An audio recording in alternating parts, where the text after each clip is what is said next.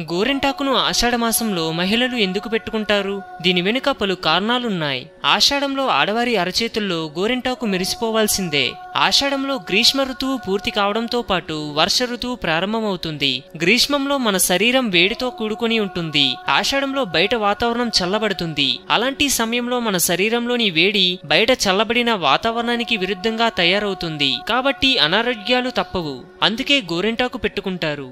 గోరింటాకుకు శరీరంలో ఉండే వేడిని తగ్గించే శక్తి ఉంది. అంతేకాకుండా గోరింటాకు రోగ నిరోధక శక్తిని పెంచుతుంది. అందుకే ఆషాఢంలో గోరింటాకు తప్పకుండా పెట్టుకోవాలని పెద్దలు చెప్పడమే కాకుండా డాక్టర్లు కూడా చెప్తున్నారు. ఆధ్యాత్మిక పరంగా గోరింటాకు సౌభాగ్యానికి ప్రతీక అని, ఆషాఢంలో మహిళలు గోరింటాకు పెట్టుకోవడం ద్వారా సౌభాగ్యాన్ని పొందిన వారవుతారని జ్యోతిష్యులు అంటున్నారు.